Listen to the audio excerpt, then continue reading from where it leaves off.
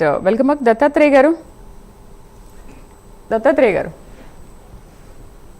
గారు మీరు ఎందుకు అంటే ఒక బీఆర్ఎస్ 15 మున్సిపాలిటీలు కూడా గెలవలేకపోయింది అండ్ ఇప్పుడు బీజేపీ కాంగ్రెస్ ప్రచారం చూసుకుంటే మీరు క్యాడర్లో అంత గ్రౌండ్ వర్క్ చేయకపోవడం వల్లే ఇంత ఓట్లు తగ్గాయి అన్న మాటలు కూడా ఉన్నాయి కదా, మరి ఎందుకు మీరు అంతగా ఇంట్రెస్ట్ చూపించలేదా? క్యాడర్ మోటివేషన్ సరిగా లేదంటారా? దేశంలోనే అత్యంత ఎక్కువగా ప్రాంతీయ పార్టీకి సభ్యత్వం ఉన్నటువంటి పార్టీ అండి బీఆర్ఎస్ పార్టీ. దాదాపుగా 65 లక్షల నుంచి 70 లక్షల సభ్యత్వం ఉన్నటువంటి పార్టీ. సో మా క్యాడర్ విషయంలో కానీ, నాయకత్వం విషయంలో కానీ, పార్టీని నడిపే నాయకుల విషయంలో కానీ, జిల్లా అధ్యక్షుల విషయంలో కానీ ఎక్కడికక్కడ మా పార్టీ చాలా పటిష్టంగా బలోపేతమై ఉంది. First number 1. నంబర్ 2 ఏంటంటే కేసీఆర్ గారు చాలా స్పష్టంగా హరీష్ రావు గారికి, కేటీఆర్ గారికి ఆదేశాలు జారీ చేశారు. మున్సిపల్ ఎన్నికల్లో ఏ పార్టీ ఇన్ఛార్జ్లను ప్రకటించకంటే ముందే మా పార్టీ ఇన్ఛార్జ్లను ప్రకటించి క్షేత్ర స్థాయిలో వాళ్ళ క్షేత్రంలోకి వెళ్ళిపోయారు. సో మేమేమంటున్నామంటే ఇవాళ ముఖ్యమంత్రి గారు, మంత్రులు, యావత్ ప్రభుత్వ యంత్రాంగం ఒక్కటై కొట్లాడినా కూడా మున్సిపల్ ఎన్నికల్లో బీఆర్ఎస్ అభ్యర్థులకు గెలుపునని అడ్డుకోలేకపోయింది.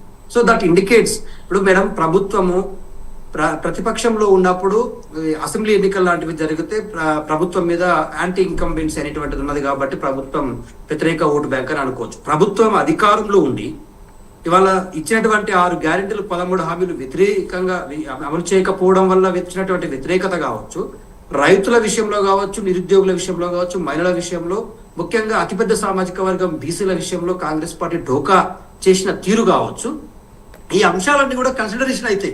సో ప్రతి వర్గం ఆలోచించింది. ఇవాళ మహిళలు ఆలోచించిండ్రు, వృద్ధులు ఆలోచించిండ్రు, పెన్షన్ల విషయంలో మాకు డోకా చేసిండు, కేసీఆర్ కిట్ ఆపేసిండ్రు, ప్రెగ్నెంట్ ఉమెన్స్ కూడా, ఒంటరి మహిళలు కూడా ఆలోచిస్తా ఉన్నారు.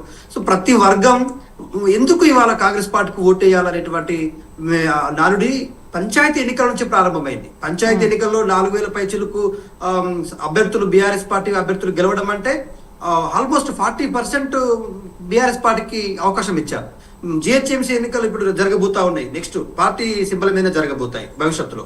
సో ఇప్పుడు మున్సిపల్ ఎన్నికలు, పట్టణ ఎన్నికలు జరిగినటువంటి మున్సిపాలిటీలో కూడా, కార్పొరేషన్స్ కావచ్చు, మున్సిపాలిటీలో కావచ్చు కూడా పార్టీ సింబల్ మీద జరిగినాయి. కాబట్టి ఇంతకు ముందు విజయ్ కుమార్ గారు చెప్పినట్టుగా పర్సంటేజ్ ఇక్కడ ఓట్ షేర్ అనేటువంటిది బీఆర్ఎస్ ఎంత శాతం తీసుకుంది.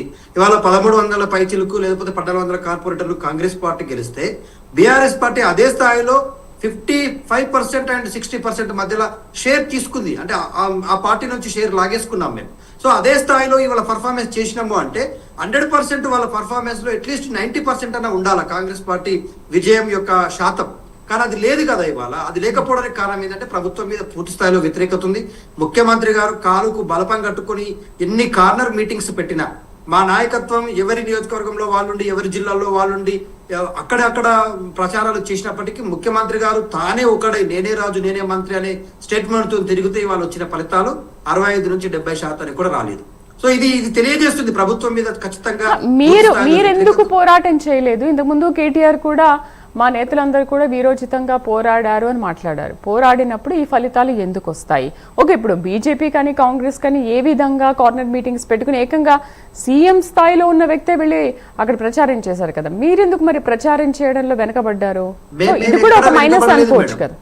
శ్రీదేవి గారు, మేము ఎక్కడా వెనుకబడలేదు. మా పోరాటంలో మేము ఇదేమంటారు వెనుకడుగు వేయలేదు. ఖచ్చితమైనటువంటి సీరియస్ ఎఫర్ట్స్ తోటే మేము పనిచేసినాము. పార్టీ క్యాడర్కి ఆదేశాలు ఇచ్చినాం. కేటీఆర్ గారు, హరీష్ రావు గారు అనునిత్యం అనుసంధానం చేస్తూ అక్కడక్కడ పిలిచినటువంటి మీటింగ్ లోకి వెళ్ళి ఖచ్చితంగా వాళ్ళు కూడా అడ్రస్ చేసిండ్రు.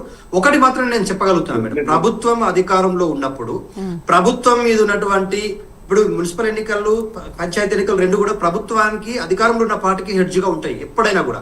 కానీ వాళ్ళ ఇదే అధికారంలో ఉన్న కాంగ్రెస్ పార్టీకి హెడ్జ్గా లేకపోవడానికి కారణం ఏంటి అంటే ప్రభుత్వం ప్రజలను మోసం చేసింది. రేవంత్ రెడ్డి గారు ముఖ్యమంత్రి అవ్వడానికి ముందు, ముఖ్యమంత్రి అయిన తర్వాత ఇచ్చిన హామీల అమలు విషయంలో మోసం చేసిండు. సో అది మేము ఎండగట్టడంలో పూర్తి స్థాయిలో సఫలమైనం. ఇవాళ మా హరీష్ రావు గారు సింగరేణి బొగ్గుగనుల కుంభకోణాన్ని బయటకు తీసిండు, కేటీఆర్ గారు ఇండస్ట్రియల్ భూముల యొక్క కుంభకోణాన్ని బయటకు తీసిండు, మేము లఘుచర్ల భూముల కుంభకోణాన్ని అడ్డుకున్నాం. ముఖ్యమంత్రి గారు తన అల్లునికి దారాదత్తం చేయాలనుకుంటే కేటీఆర్ గారు స్వయంగా వెళ్లి పోరాటం చేసి లఘుచర్ల బాధితుల తరపున మేము పోరాటం చేసినాం. హైడ్రా విషయంలో మేము ప్రజల మధ్య ఉన్నాం, మేము ప్రజలతో ఉన్నాం మేడం. ప్రజా సమస్యలు ఎక్కడుంటే అక్కడ బీఆర్ఎస్ ఉంది. మేము ఇప్పుడు ఈ ఎన్నికల్లో వెనుకడుగు ముందడుగు కాదు, అధికార పార్టీ పార్టీ అన్ని విధాలుగా బెదిరింపులు, భయపెట్టడాలు, ధనము, మద్యము ఏది దొరికితే దాన్ని వాడుకొని వాళ్ళ అధికారంలోకి వచ్చింది. అయినా మేము ప్రజాస్వామ్యాన్ని గౌరవించే వాళ్ళం కాబట్టి వాళ్ళ విజయాన్ని మేము స్వాగతిస్తా ఉన్నాం. మేము కూడా అదే స్థాయిలో విజయం సాధించడం అని చెప్తా ఉన్నాం.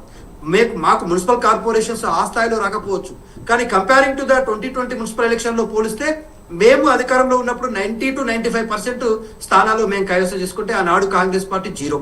మీరు తెలుసుకోండి, చూడండి, మీరు కాంగ్రెస్ పార్టీకి వచ్చిన స్థానాలు కేవలం 4. సాయి గారు మేడం కొంచెం అవకాశం ఇస్తే మాట్లాడతాను.